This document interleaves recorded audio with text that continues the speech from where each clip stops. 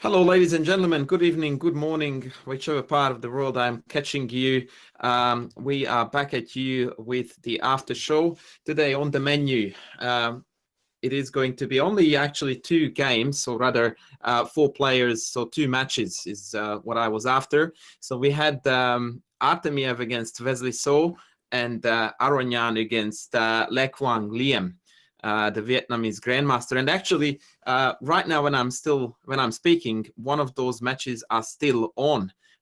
Quite a thriller actually what went down there, because Le Quang Liam was leading 2-0. So all he needed was a draw to proceed to the finals. But then Levon Aronian came back with a win on demand in round 3, and then another one in round 4. And so right now, these two gentlemen are battling out in a blitz game to decide who is going to proceed to the finals. We are here, however, to have a look at some of the games that happened in this round, and that is what I'm going to present to you right now. And I'm going to kick off with one of my favorite games of the round, which is Wesley So's victory against Artemyev in round 2.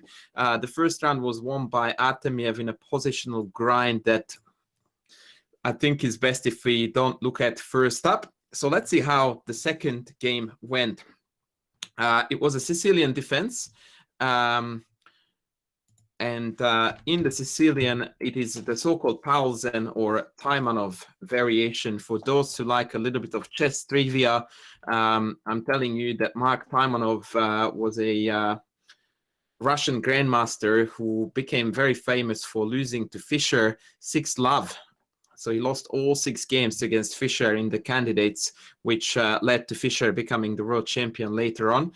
And the communist regime actually essentially disowned Taimanov and was even accused that he was actually supporting Fischer. So had a pretty tough life, that dude, after that very ugly defeat against the American Phenom. And it is also important to note about Taimanov that he was an amazing piano player. So he was a very multi-skilled dude. And as you can see on the board is a variation that was named after him.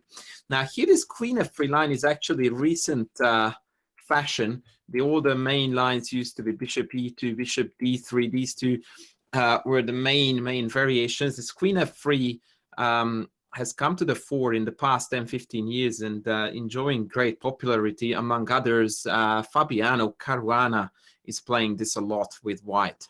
95, queen slides to G3. Now F4 is on the menu. Bishop D6, a very awkward move to put the bishop here because it actually blocks the pawn. But the idea is to actually hurt them a little bit on the diagonal. Yeah, Bishop B4, Knight F6, and B5 are traditional moves. By the way, for those who have already joined us in the classroom, I am very happy to announce that today we are going to do some giveaways too. And on the menu today, again, will be some socks. In fact, one pair. There will be one mug. And here comes the big deal.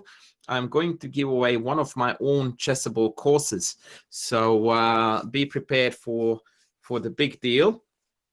Alrighty, so let's continue. Bishop D6, strange. F4, Knight G6, E5. So usually black doesn't want this to happen. This is just not looking good. It looks like Artemyev didn't quite go through my Chessable course about center, because here he's losing the control in the middle big time. And also development, my second course, it could come handy for the Russian GM. Of course, I'm joking here, but you can even see that even on 2700 level, these main concepts are actually the driving forces behind the choices. So here actually Wesley goes absolute bonkers and castles into this exchange that would even lose a pawn and open up the white king.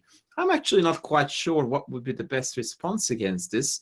So I am more than happy to take some suggestions as to what white should do here in order to retain the initiative. Actually, let me see how the game continued. So the game went, okay, so Artemyev refrained from taking on C3. If you guys have any ideas about what you think we should be doing in case of queen takes c3? Please type it in the chat. I have an idea already, but my ideas are usually wrong. So I'm thinking that perhaps f5 is a very aggressive move here. f5 check, and then I can go king d2 even when the queen is hanging, knight is hanging, so this is not looking good. Maybe that could have been a plan. Also, king b1 is normal in this position, and then we no longer have to worry about the checks because we can just block it with the knight. And actually, I will show you that because this is an interesting one. Now the bishop can come to c5 and cut the black king off along that diagonal. Right, so after takes, Artemyev goes knight e7, developing the knight towards the center, as he should, and aiming to castle. Wesley plays bishop d3, still neglecting the pawn and preferring development, as he should. b5. The idea is to develop the bishop to the long diagonal. Very, very stock standard stuff so far. Rook f1. So this move also announces a very clear intention that Wesley is aiming to blow up the board in the center and utilize the two bishops. In particular, the dark squared bishop is a real meanie customer here and has a lot of potential. Look at those weak dark squares around the queen side. Alrighty, knight d5. Very logical, hitting bishop, hitting pawn. Wesley goes, nope, not giving it to you. You can have the pawn, but you can't have my bishop. Bishop b7, rook e1, again getting ready for f5. Look how beautifully the white army is developed, ready to fight in the center, in the middle of the board. Knight e7, it is a pawn sacrifice. Now black is hinting the idea that he might want to actually castle to the other wing. Very curious idea. f5. So against queen takes here, I suppose rook here and then rook takes here could generate some counterplay. So yeah, I really like f5, which is aiming to keep on pushing, but also to bring the rook in to f7. Very, very solid play by Wesley, by the way. And he's like fish in the water in these types of chaotic and somewhat irrational positions where the ability to outcalculate your opponent is the #1 factor. Wesley So is an absolute beast in those scenarios. So he takes on e6 and he penetrates on f7. Now all kinds of troubles are waiting for black. The g7 pawn is hanging. Now the d5 knight is no longer mobile because it's responsible for guarding his body back on e7. So he goes king b8 just to make me look like a clown. There is a practical point behind king b8, and that is to slide the rook here and start using the c file as a bit of an attacking avenue, but I would say that that is way too optimistic. Queen f2, so Wesley is now rerouting the queen to this diagonal and also dominating the f file. So now the rook can't be kicked out. Once again, very solid play. And if any given time this gets captured, then usually white has various ideas to meet it. One of them is, well, right now is that the knight is hanging. And you will see later on, I think it's actually going to be captured. So queen a5, renewing the threat. And now it is actually threatening to take, because if I take the knight, then it's checkmate down here. I will show you in a sec. So imagine, let's say I played this for argument's sake. Knight takes c3, and if I'm foolish enough to take this, I get mated right there. So queen a5 actually does introduce a few threats that white needs to take seriously. So now was the time to defend the pawn. Great job there. b4. And obviously, white doesn't mind getting rid of his own pawns or using this pawn here as a shield in front of his own king. So now it's actually a little bit harder to attack. Now, why is this not a checkmate? Let's see if I can make it a quiz actually. So after check, which was played, I'm going to ask you a quiz question, and that quiz question will be: how do we win after king b1. Actually, sorry, no, I need to play king b1. And now I'm going to quiz you, lovely ladies and gentlemen. What does black do here in order to win? That is what I want to do. That's the quiz. Away we go. And I might even... now it's early days to offer a mug, and it's an easy question. But this is the warm-up. This is the warm-up question, ladies and gentlemen. Ooh, I set the time very generously for you. I gave you, I think, a full minute. Allows me to grab a drink.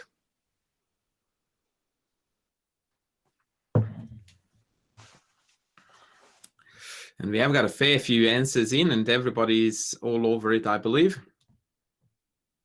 I'm going to wait for the time to run down now, and next time I'm going to make sure that I give you a little bit less time so that we can move on. Yeah, I believe that the other game, the Aronian game, hasn't started yet. Oh, yes, it has. In fact, it's all... Oh, no. Okay, I'm confused. All right, let's have a look at the results. So Aili, Luciana, Papa Bear, Linto, Longodi, Chessable, Masters, and Kang 420 all got it correctly. So the idea is that here we go, check. I have to take it, and after the pawn takes back, queen takes, sorry, queen b2 checkmate is unstoppable. So that was the reason why Wesley, in this position, played king a1. Now, if there is anyone in the chat who would like to type in for me the difference between king here and king here, that would be legendary.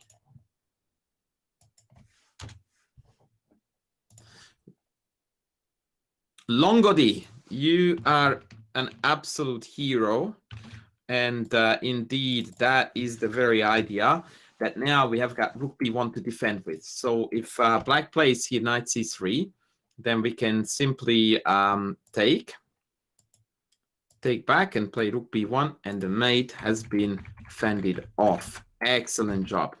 All right, so let's see what happens. c4, knight check here, knight in takes, queen takes, check, king back, and now the king is entirely safe. There are no checks in sight. The knight is hanging, the pawn is hanging, and this queen diagonal is looking quite nasty. Knight c6.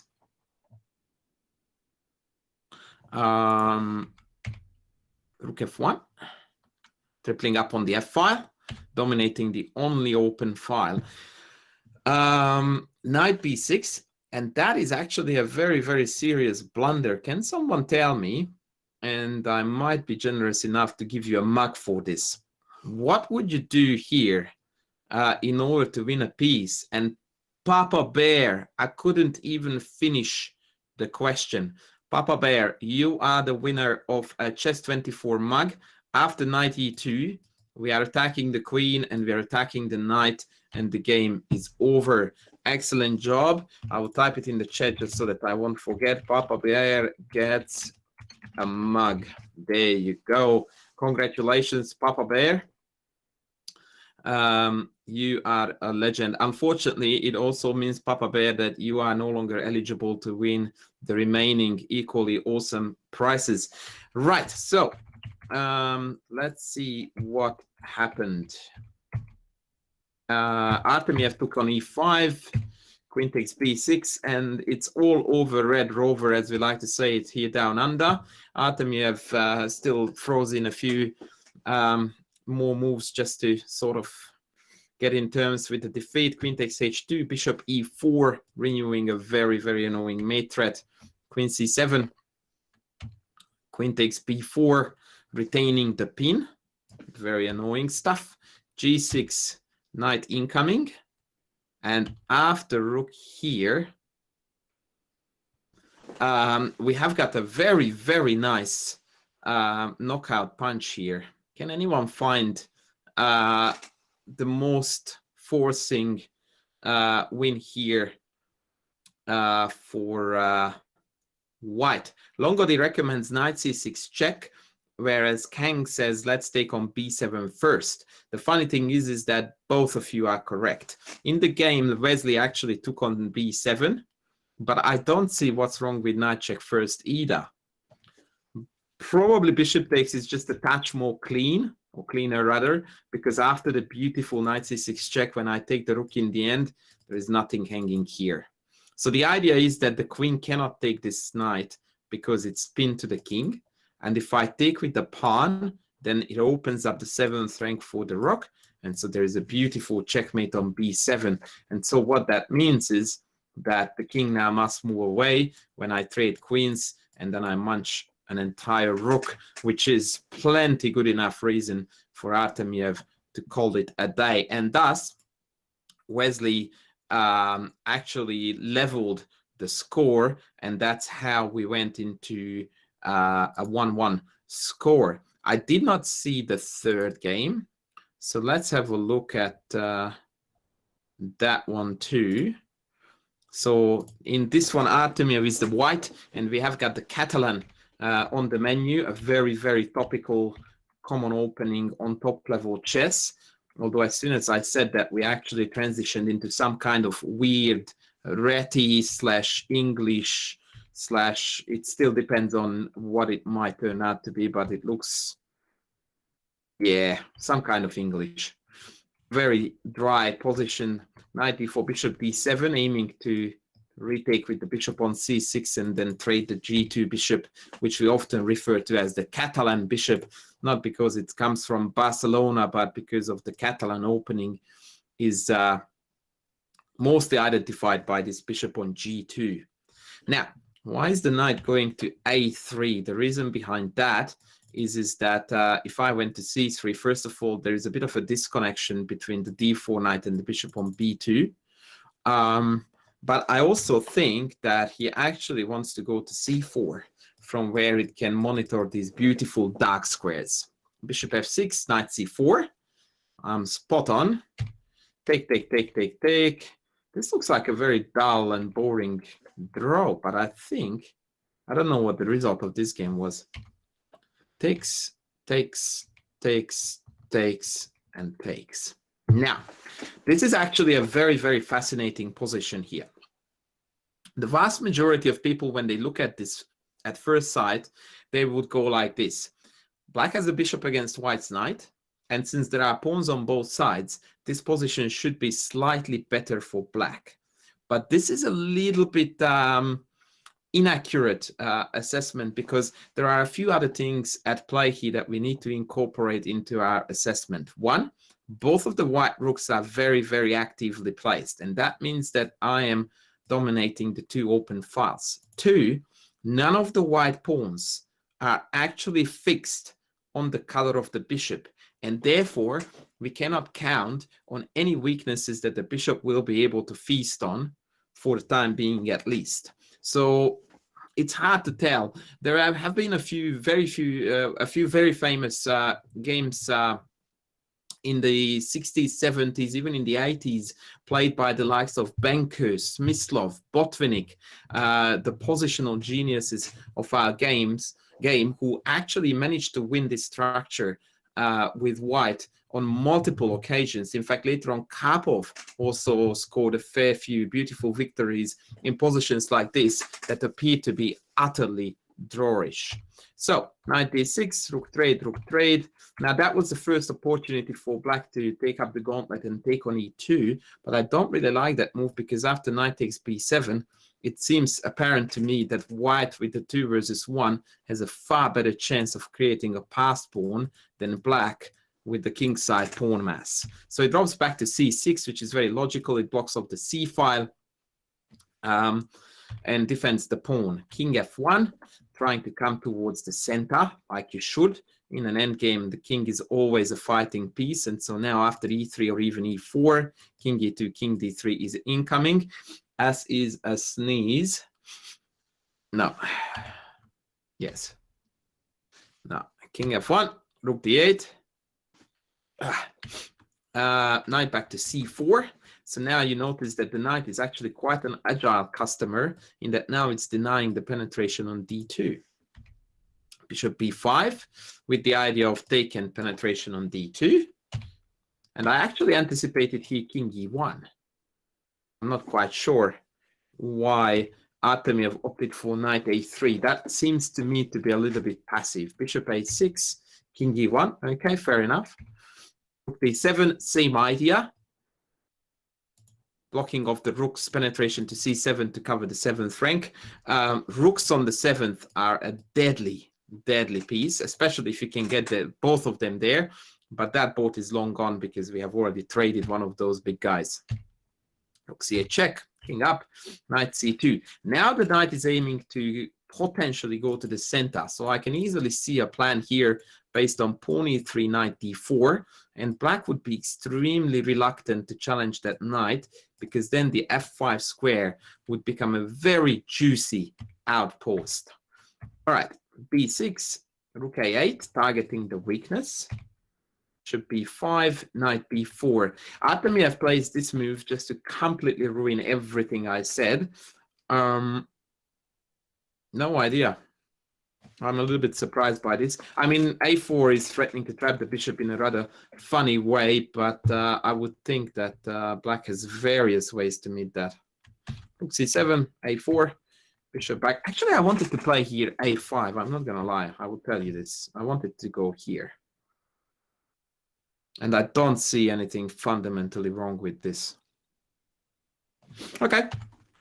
Moving on, rook c7, a4, bishop back, knight in. So now these two guys are rather awkward.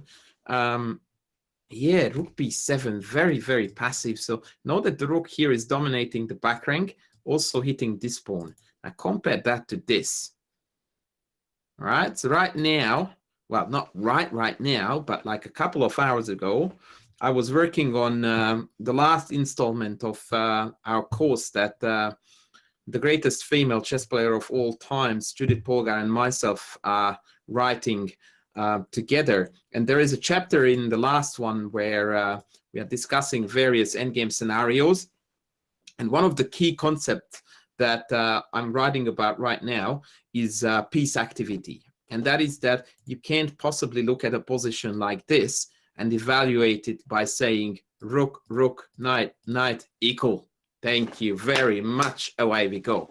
It doesn't work like that. Chess is a lot more complicated game than that. And very often, even if we have got equal value on the board, the actual duties that the pieces fulfill largely distinguish their values, and they are not even close to being equal. Textbook case here where this rook has no move at all on the board. Rook d8, bishop c6. Now, obviously, Wesley wants to escape from this cage. Artemyev goes, no, not today, brother.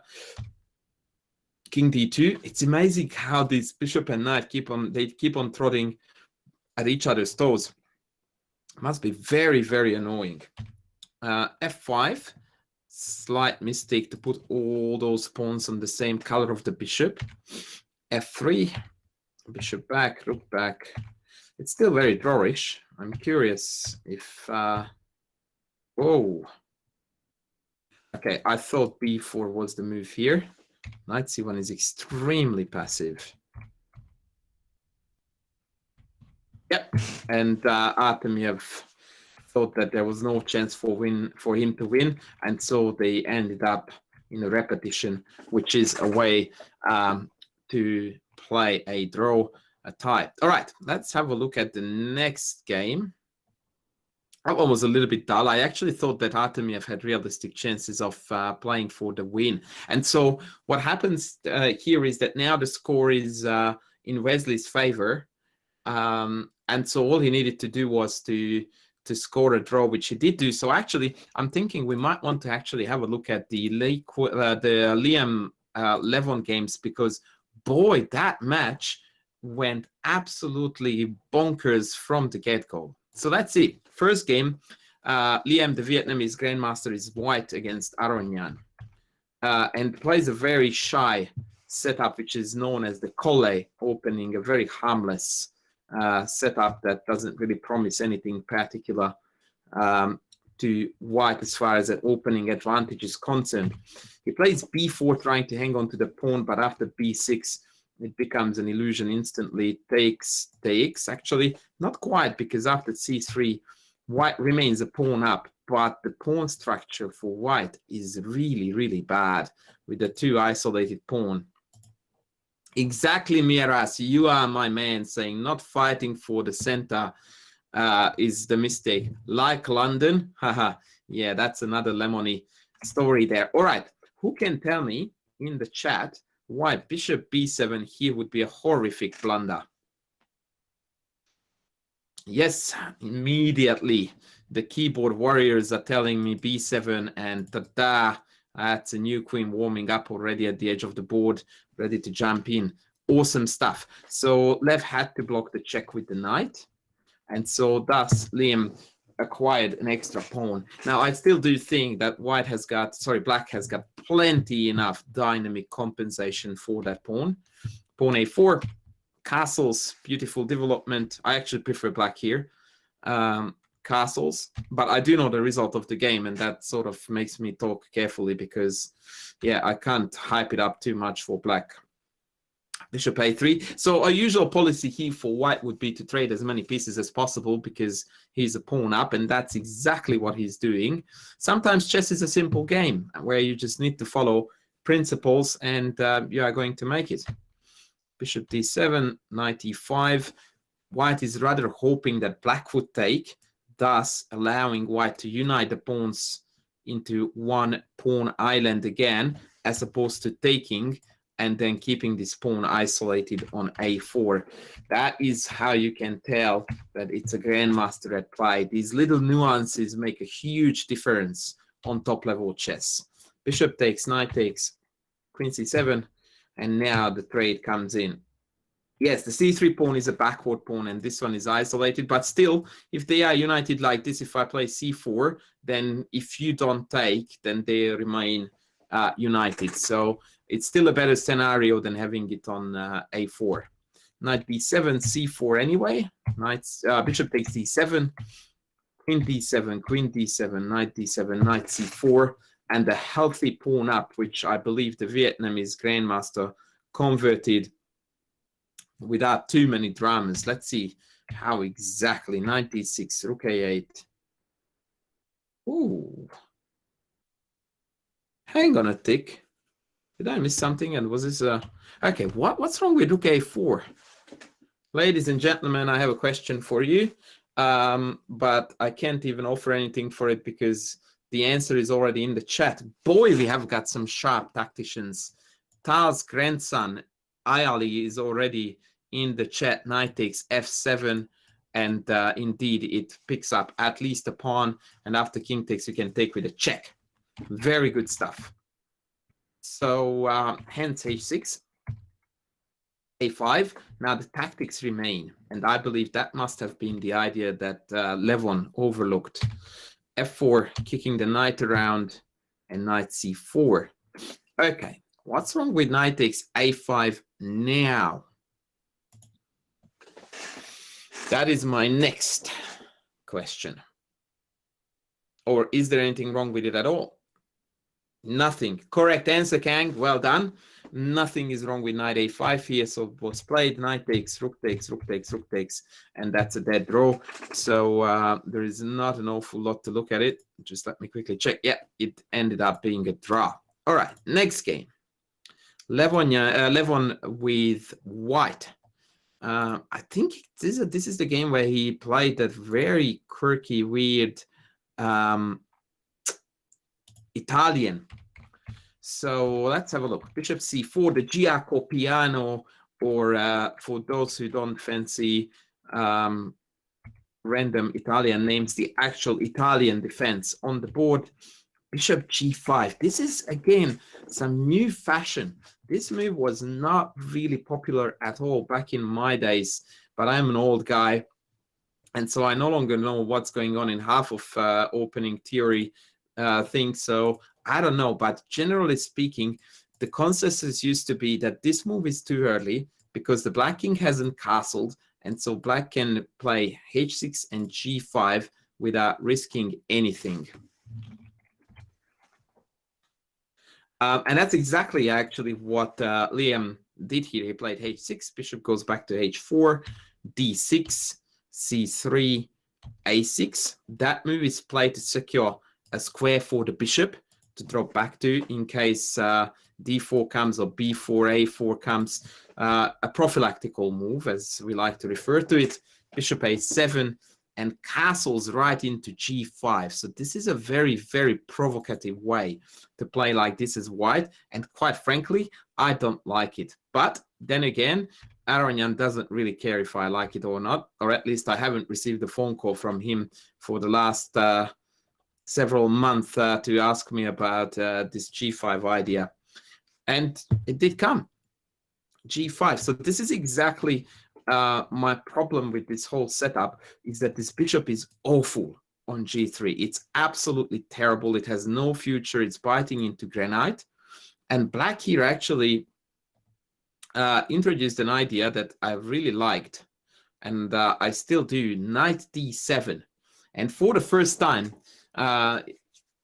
when I am on this show, I'm going to now offer a t-shirt to the person who tells me why knight d7 was played and what is the positional idea behind the move knight d7. So if you type in the chat, you are the first one to tell me where the knight goes correctly.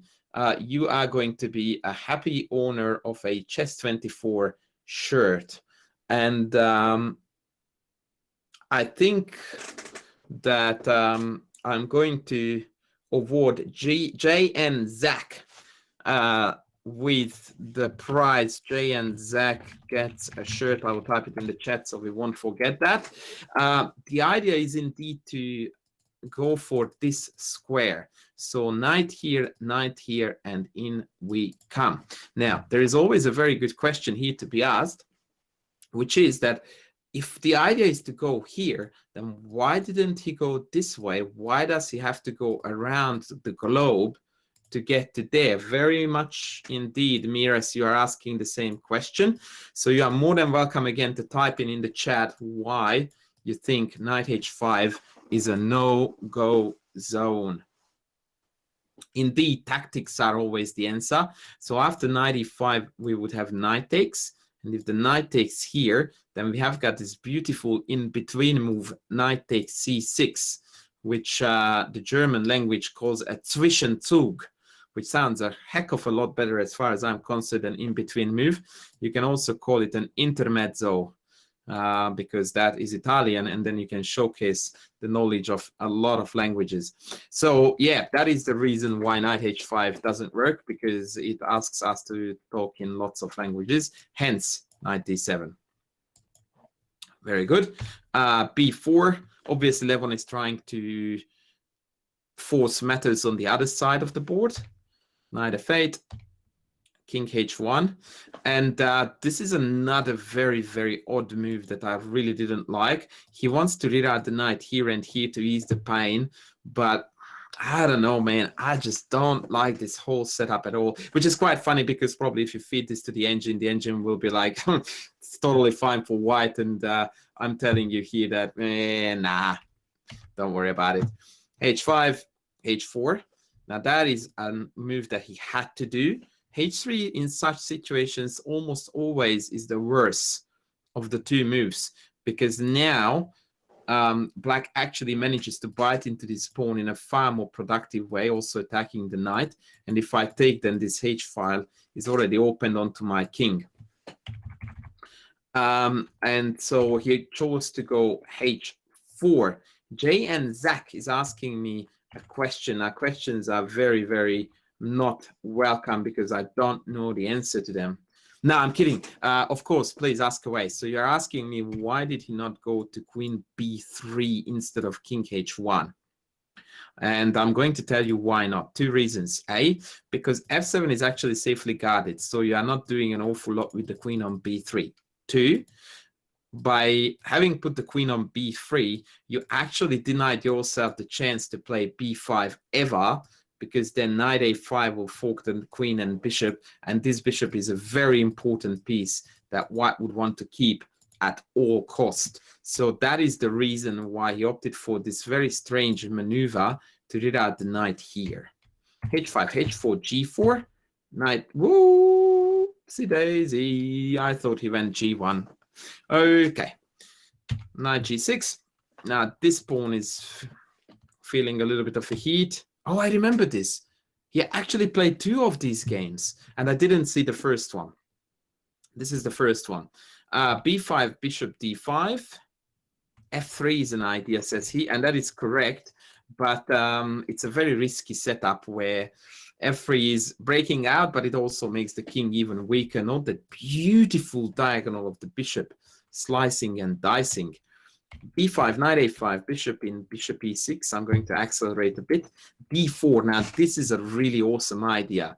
Aronian is trying to open up the position in order to exploit the king being stuck in the middle and the wayward knight a little bit as well. Bishop takes, pawn takes. And look at that beautiful E file. He's ready to feast on it. But Liam is not afraid of ghosts. He goes like, nah, mate, before you open this, I'm going to trap your bishop. And that's a scary one. That is a very, very scary move. All right, Queen C2 was played. A very clever way to try to deal with F4 by pinning the pawn to the knight. Queen F7, a dual purpose move, defends the knight, removes the queen from the E file. F4. Now that is definitely a worthy candidate for the ugliest move of the day, but unfortunately Levon had no choice. So if you look at this bishop now, it's absolutely jammed in between white pawns in a very, very ugly fashion. Then again, if I actually commit to this trade, then it turns out that white has built a beautiful blockade where the knight can even come around here and attack the F5 pawn. This knight can come here and attack the pawn there too. And at the same time, this bishop got buried alive by the pawns here and here, and it's entirely ineffective on the diagonal. So, whilst I labeled it as the ugliest move of the day, it definitely does have valid points behind it. And actually, Liam opted to take on D4, which actually justifies my claim about this move, because now you can truly see how awful that bishop is on G3. Takes back on D4 and castles kingside. Now, I don't know the engine evaluation, so we are running on the nonsense that I'm talking here. But if you want to believe that nonsense, I'm telling you that black is totally winning here. And that is largely based on the idea that this bishop is absolutely awful. The knight on H2 is also totally terrible and cannot move. The knight on D2 is not exactly anything to write home about. And to top it all, the pawn structure is now full of weak, targetable pawns. So as far as chess strategy is concerned, this game is as good as done. Now, I don't know how it ended. I didn't see it. So let's have a look at it together. Rook E1, Rook E8, Knight F1 trying to come back. What's he going to do about the knight on A5? Good question. Eventually, it's going to have to be rerouted. I suppose that these two are canceling each other out reasonably, because this one can't go anywhere that is not in the range of this knight either. So when you ask me, yeah, it's all nice and dandy, but what about this one? Then I will go like, well, what about this one? So these two knights sort of cancel each other out, that neither can really go to anywhere good without the other one being able to capture and offer a trade. Bishop takes, Rook D1, Bishop B6, trade. And all Liam needs to do now is to trade everything off and win the endgame without any dramas. Takes H4, Knight F1, Rook E4. That's a beautiful centralization move. And now the idea is to double up on the E file, creating further threats. Knight back. The idea is to play now H4 and also to attack the F4 pawn. Knight D2 and Rook takes F4. What a beauty. I wish I had quizzed this move.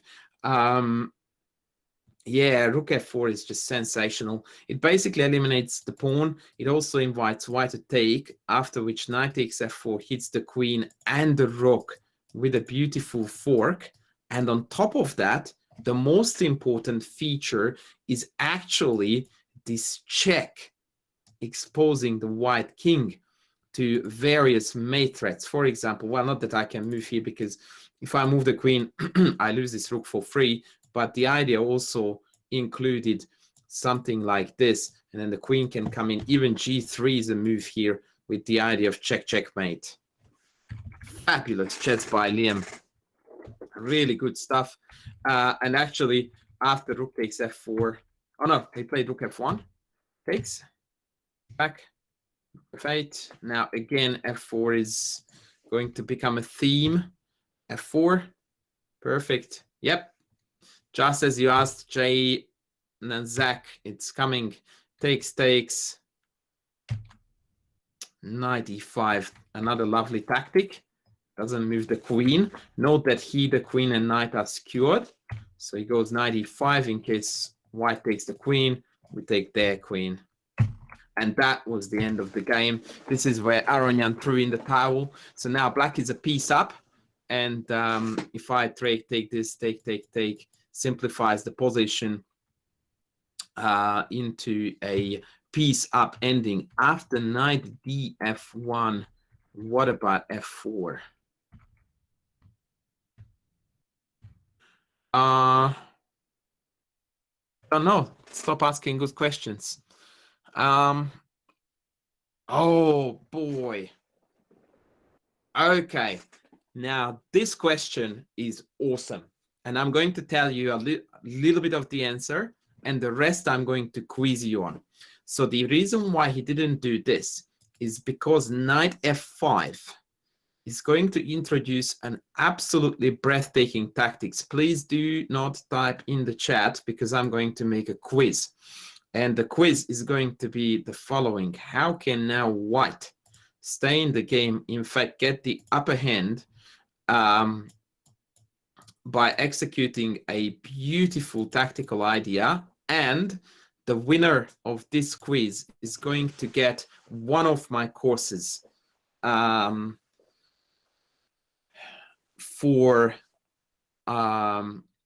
of my courses. So it's actually going to be your choice which course you would like to get. Currently, I have got 5 Chessable courses out, 3 of the Chess Principles Reloaded series, and 2 with legendary female chess player Judith Polgar, the greatest female player of all times. Our second course just came out 2 days ago. Actually, no, it came out yesterday. So it's as fresh as it gets. And if you would like to get that one, then that is on the offer. 15 seconds left from the quiz. Let's see how we go.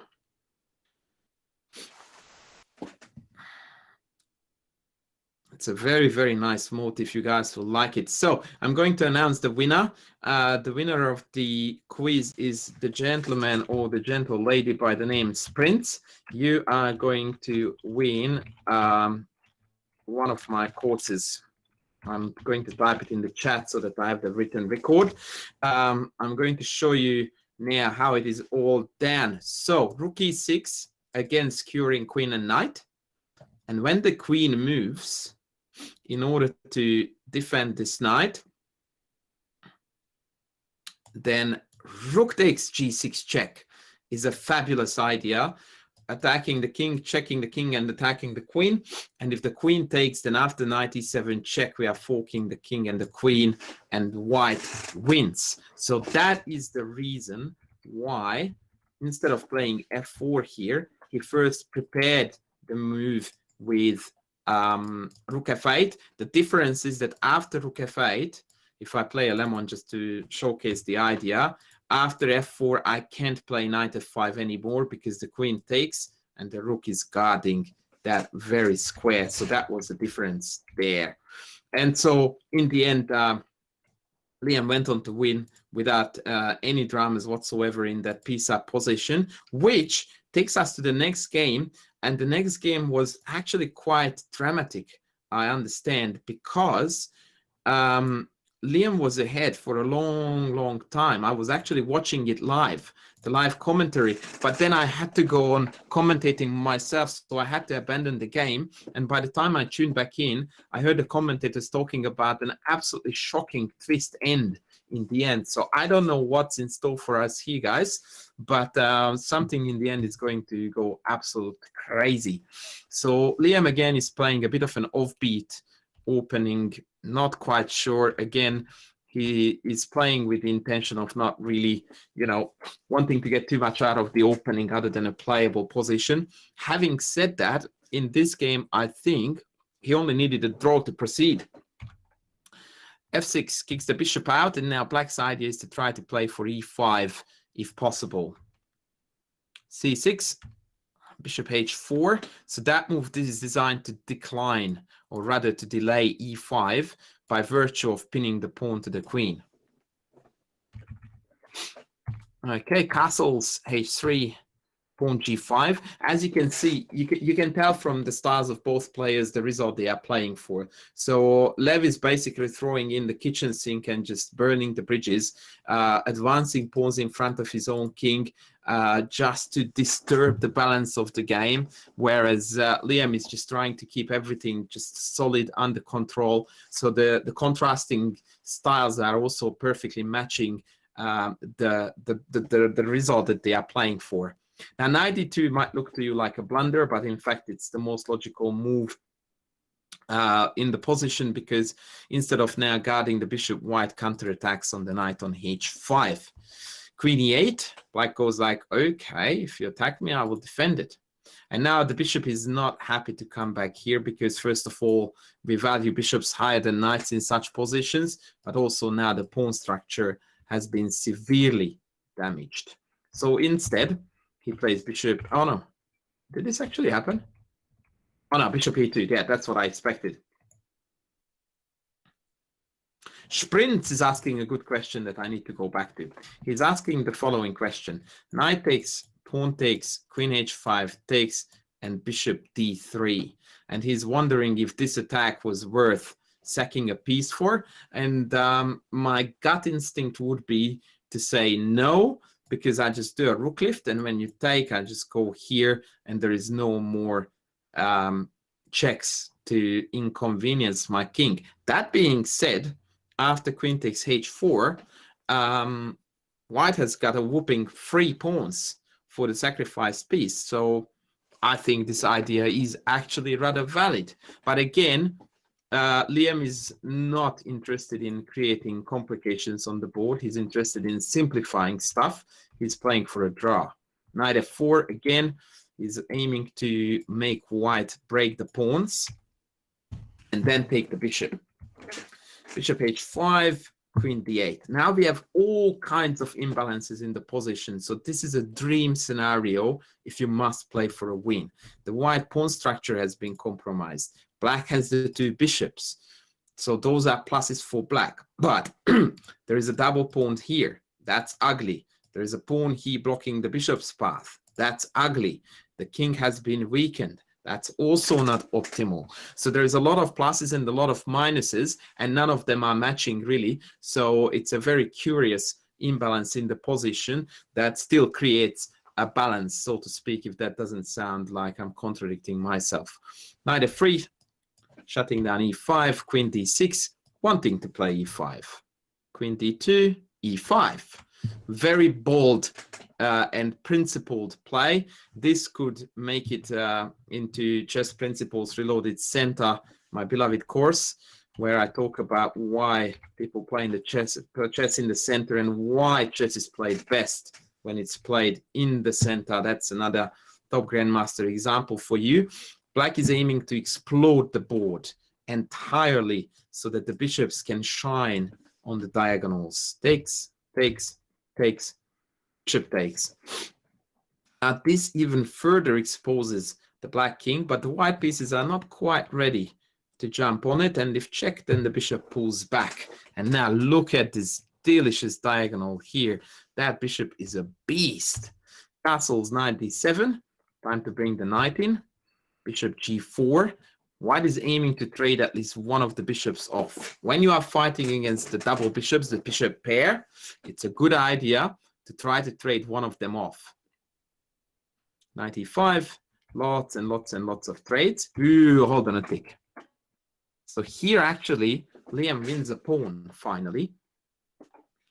And it looks like there is not an awful lot of compensation for it. The queen is a little bit in a pickle, but nothing major. Auth 1, the class is going to run for about another 15 minutes or so. Bishop takes g4, takes rook e8. Now that is a very juicy move. It denies rook e1, in which case queen takes e1, rook takes e1, rook takes e1, king here, and check would absolutely soil the party for white, because now if I go up to h3, that's a checkmate. And there is another very unpleasant chook to deal with in case of g3, which is chook here, and then comes the mate. So this trade, I don't even want to call it a queen sacrifice because two rooks are worth more than a queen, means that now rook here is impossible. Hence rook d1, bishop g5, tickling the queen, queen h3, rook e6. Now the threat is rook h6, kicking the queen away, and mate on h2. So black constantly keeps up the momentum, keeps on generating annoying threats. This is what you want to do when you are materially down. There is no way that you can afford not be trying to be the aggressor and trying to attack. Okay, so my producer, how cool does that sound? My producer asked me to stay a little bit longer, so I shall stay a little bit longer. I feel like I am like Oprah now, like my producer said I need to stay longer, so I do. Okay, rook h6, queen g2. That's a very neat way, by the way, to tuck the queen away and get ready with the pawns to roll. The longer this goes on, the worse it becomes for black, because inevitably sooner or later this attack or initiative or momentum that black currently has would need to translate into something more tangible. Question is, why not d4 instead of rook across?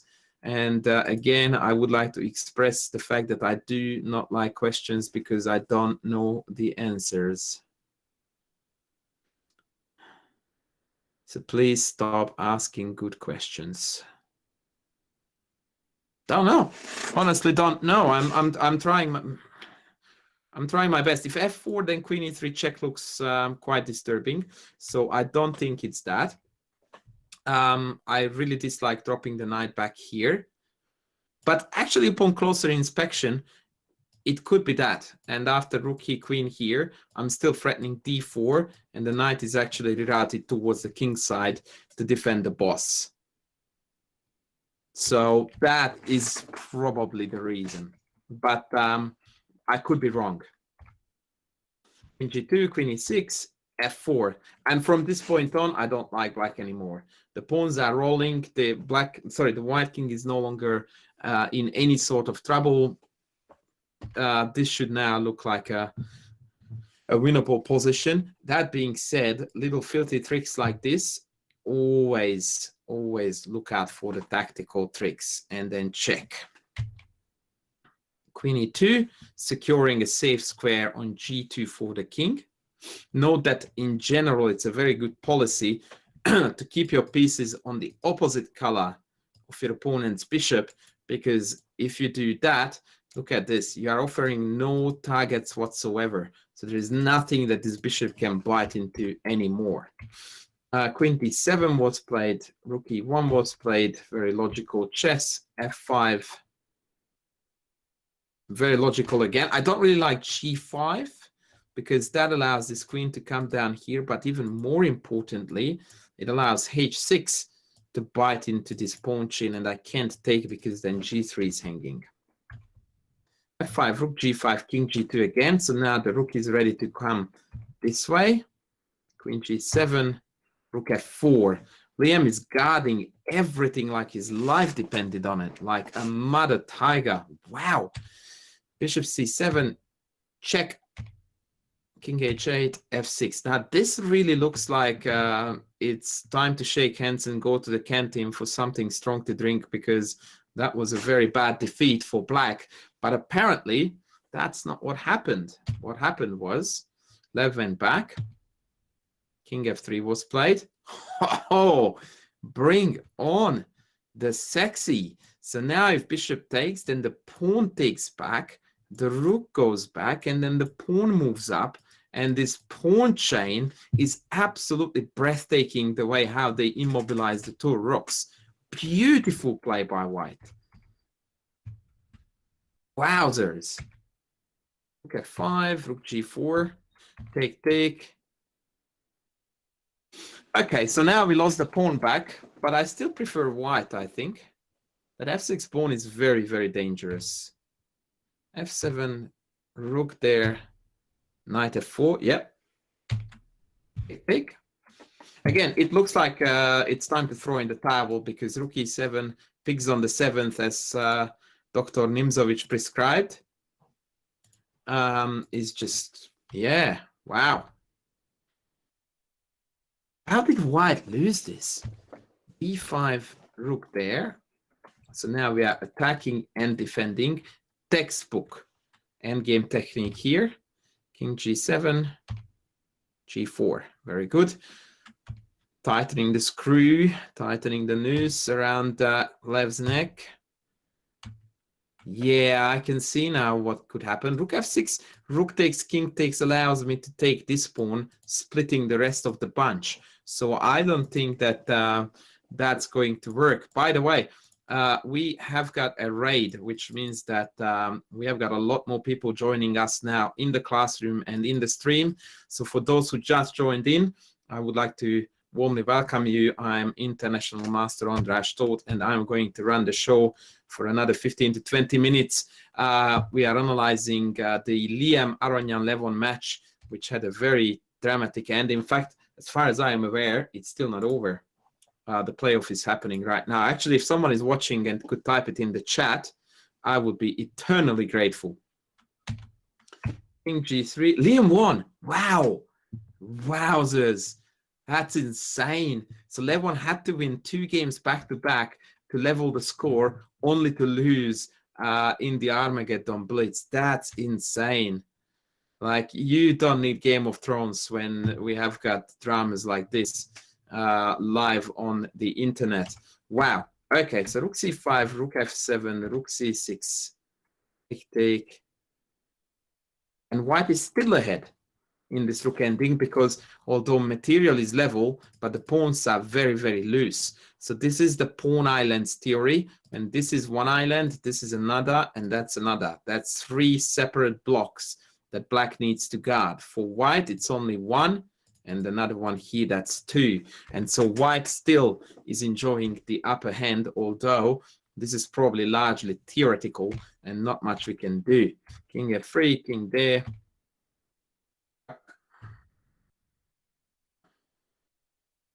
I'm thinking about taking. He needed only a draw. What's the accuracy of the games by both sides? Ask Miris. You don't want to know, brother. I don't think that anything pretty would come from checking the accuracy. I actually don't have access to the engine because I'm calculating faster than any engine. No, I'm kidding. I don't have access to the engine, so I don't know what's going on. But look, it's a 15-minute game. There's a lot at stake. The players are tired. Sometimes I prefer not to know because I'm enjoying the show. Okay. Still dead draw. How did he lose this?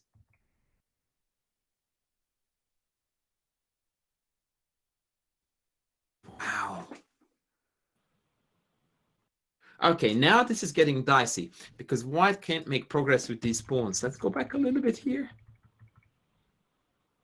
This is where something went weird.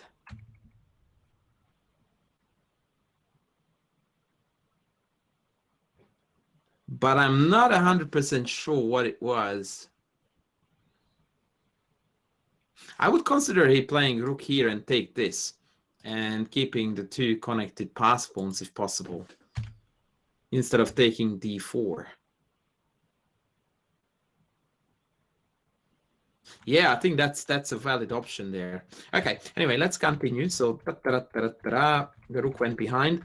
I think even this should be holdable, but now it's a difficult endgame technique issue, because what's going to happen is that the king is going to come across here, forcing the rook back, and then the king is eventually going to cross and coming down to g2, allowing this pawn to be nursed all the way, which Miras, who is a very well-read customer, claims to be the Vanchura position. So many of these rook endings got named after experts who analyzed them and made a final conclusion about whether they are winnable or not. Now look at this. This is 2800 GM at work. Rook f4. What a genius move. The idea is to come and cross the fourth rank whilst maintaining the guard of the pawn. So the way how I showed you to come here, black king would eventually block the path of the pawn, the rook, allowing white to capture this, then move the king away and start marching his own pawns and sacrifice the rook for this one, and at least an easy draw. In the meantime, we got a second raid, so welcome to the second wave of people tuning in. It is an absolute joy to have you on board as we are looking at the very dramatic end of the normal time control Liam Aronian game. King g3, so now the check, even the chock, but the check especially is pointless because the rook blocks and then the pawn just marches in. Wow, just wow. That was a tragic turnaround from Liam's point of view. And now it's all over, red rover, the rook comes down here, and we have got a queen, so I will have to sack myself for the pawn, and then the rook just goes behind and mops up. Actually, he did go behind first, take the pawn, and then king g2, and the rook is gone. Wow. Someone says in the chat that Liam called himself a patter for losing this game. I mean, chess players tend to be very, very harsh on themselves, especially after losing a game that they really shouldn't have lost. So I kind of hearing him, but at the same time, like, what do you do? And then came the last game of the normal time control, where again, Levon had to win on demand. So let's load that up. And the same opening as before. So he plays the Giaco piano and does this weird pin again. I think I need to call, need to give Levon a phone call about this variation. I need to talk to my good friend and tell him that, no go, brother. By the way, for the record, I would like to mention here in a somewhat more serious manner that Levon usually doesn't play e4. So Levon fundamentally is a d4 player. He plays mostly d4 and c4 openings. In fact, he has always been from his very early childhood. In fact, he used to start off with c4 when he was very young. The only reason why I know this is because Levon and I are the exact same age category, and we actually played together in a number of junior tournaments, World Junior Championships and whatnot. So I actually watched him play in those tournaments. In fact, we played once, and even back in the days when he was like 14, you could tell that he had an immense, absolutely immense talent. Yeah, all right, so again, we are having a look at this very odd bishop g5 variation. Yeah, it's a little bit more positional style. Yes, but it's not quite correct to say it like that because there are an awful lot of very tactical d4 openings as well. Bishop g3, again, the same story. They repeated exactly the same stuff, except in the first game here, I think he played b4 and then h5, h4, g4, knight g1, whereas here he dropped back instantly. But again, I would like to state my verdict on this. I absolutely dislike this position for white. No matter how many times Lev plays it. If someone actually wants to make me look like a monkey, which is not particularly difficult anyway, you could fit it into the engine and tell me what the engine says, because I'm very curious. But to a human eye, this looks just yuck. Don't go there. Actually, I commentated this game. So this was the time when I joined the commentary team with Danny King and Surya Ganguly, actually. And this was the point when I joined in. And it was very interesting to immediately hear the first insight of Surya, who is an excellent, really, really strong grandmaster and a brilliant tactician. And as I tune in, I hear Surya saying that I really like d3 here for black, sorry. And that is just immediately gives you a beautiful insight into the mentality of the grandmaster. There is a pawn to be had here with takes. But then after knight takes c3, this knight is coming to d5, and it becomes a total pain in the neck. And what does the grandmaster say instead? No, no, no, no, no. I much rather return the pawn, but ruin your knight's life forever and disallow you to kick my queen around. So I was really, really impressed by that thought. And right away, off the bat, he just went like, yeah, d3. Now, leaving this hanging is also good because then if I take, then pieces come off. But the d3 counter-sack was a very attractive idea. Knight b3 and d3. So look at that. Liam plays the very move that Surya predicted in the commentary move. Again, the idea is the same. After takes, takes, the knight is incoming, the rook has an open file. That's just too much stuff. Like, you don't want to worry about that. Let's just give it back and then away we go. Bishop takes d3, bishop e3. Now, at this point, we all thought in the commentary room that White was doing really, really horribly because this knight is coming here, this knight is coming here, pawn up, on your bike, you're done. That's the impression you get when you look at this position, that very soon you will be instructed to hop on the bike and off you go, new game, please. But it turned out that there is a lot of dynamic potential for White to play for certain positional slash dynamic ideas, such as knight d4, knight f5, and trying to exploit the weak white squares. So black is trying to jump on the dark squares, and white in turn is trying to utilize the weak white squares. Knight f4, knight d4, knight e5. So this looks mighty intimidating for any chess player worth their salt. But again, it's very difficult to identify an actual threat, a knockout punch, or even a target that these pieces can actually realistically go for. So Lev just pulls the bishop back and relocates to b3. Yeah, we can basically experience here good chess at work because the whole entire zoo, all the horses and camels are in the center where they belong. So that's how you can tell that this is good chess played by both parties. The bishop reroutes to b3, and more useful diagonal than this one.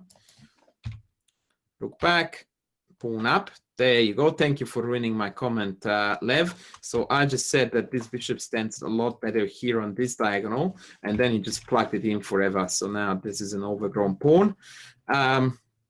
Unfortunately, it was a sad necessity because d5 breaks were pending, as well as this pawn was under attack.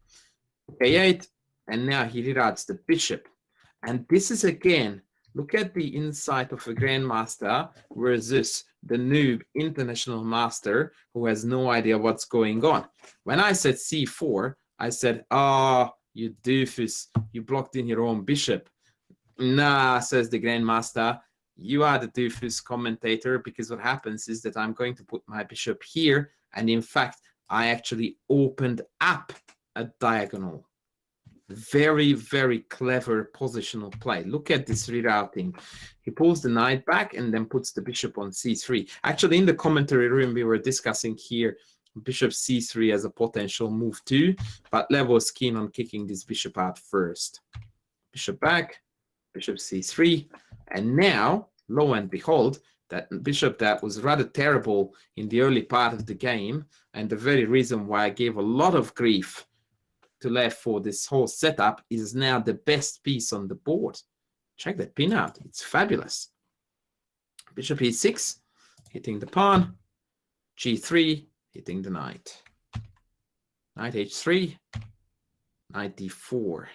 Here in the chat room, in the commentary room, we were discussing an idea that I quite liked, mostly because it was my idea, but then it got crudely refuted.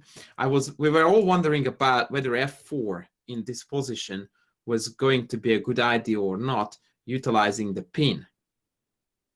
And then at first I thought that I was very clever by telling them that no, it doesn't work because of check, takes, and we can't take the free piece owing to this checkmate. And I was very, very impressed with myself for spotting this idea.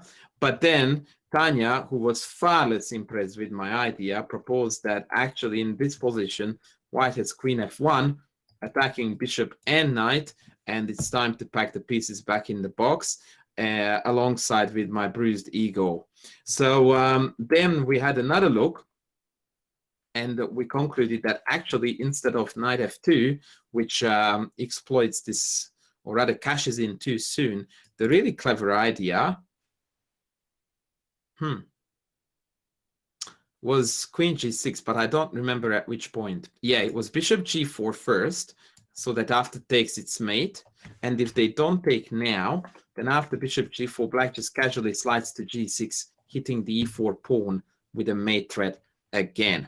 So hence Levon's very calm and measured knight e4 move to reinforce f3. Queen g6, queen c2, again reinforcing e4 against potential g4 breaks. Rook a3. Now he trades the bishop, so he acquires the two bishops, which is almost always a good thing. And now we are kicking out this piece. Now again, with Danny King and Tanya, we were analyzing the potential consequences of this exchange sacrifice with the idea of breaking the pawns and bringing the queen in. And we concluded that it was nowhere near as clean as we would have liked it to be. But in the end, Liam opted for pulling the rooks back. And now these two rooks just look awful. There is no penetration point anywhere, and they just tucked away uselessly on the other corner of the board. They really would like to be here and here, putting tremendous pressure onto this file. Queen c3, now that's a filthy one, because now this knight is glued to this square. Well, not quite, because this is not mate yet, but it's quite painful. Bishop back, again rerouting the bishop. The positional genius is coming to the fore in Lev's game. Knight d4, again, very patient defense before he eventually pulls the trigger on f4. Take. So now there is no capture here. Actually, why is there no capture here? Because the rook is hanging. And actually, we also tried to make this one work, but we couldn't. So after knight g4, yeah, the queen is coming in with checks, and all kinds of troubles are going to happen. So unfortunately, Liam had to play b6 to defend the rock, and that just gave enough time for Lev to again consolidate the position on f3 and finally going for the kill. Now the knight is hanging, so g4 was forced, and now f4 finally cracks the diagonal open. c5 takes, knight f3. So the reason why Liam here played c5, it's a beautiful defensive idea, is to open up the rook 7th rank, so that it covers a lot of important squares around the king when the queen comes down for the check. Takes, knight in check, king here. Now I'm going to ask again the crowd about the best move for white here. Actually, I'm going to quiz you, but this time around I will make the quiz a lot shorter. So time limit is going to be just 25 seconds. Let's go. What is the best move for white? The queen is hanging. And if any of you has ever heard of me streaming or on my YouTube channel or in my courses, you would almost certainly know the answer, because anytime I tell you your queen is hanging, what should you do? It's never a queen move. That's the only thing that you can take for granted, that if I tell you that your queen is hanging, the only move that you shouldn't be bothering looking at is to move the queen. So here the brilliant idea is to play f5. It's a gorgeous concept. The idea is, of course, that if I take the queen, we take this one, we check, and then we pick off the rook. Fabulous move that was, I believe, spotted by the players, but I need to close the quiz first. So check f5 was played. Queen h5, inconveniencing the queen, which is no longer guarding either of these squares. And now we can move him for the kill. Now, I don't know what exactly should have happened here. And moves happened really, really fast. But my impression was that somewhere here, Levon must have missed a faster win than what he did. I don't know what it was, but it just didn't quite feel like a fluid conversion. Yeah, I was just looking at rook f3 myself. And if takes, then bishop takes, queen here, king takes. Am I smoking something hot, or this is actually... Oh, right, take, queen takes, check. And then all of a sudden it's going to be me crying ginormous tears. Okay, that is a cool trickery.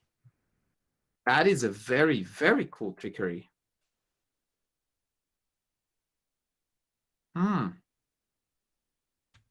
That should have been a quiz, except I blundered into it too. That's why he played king h1. And g5, queen takes, and it got real messy. And after the queen trade, Levon actually ended up winning this.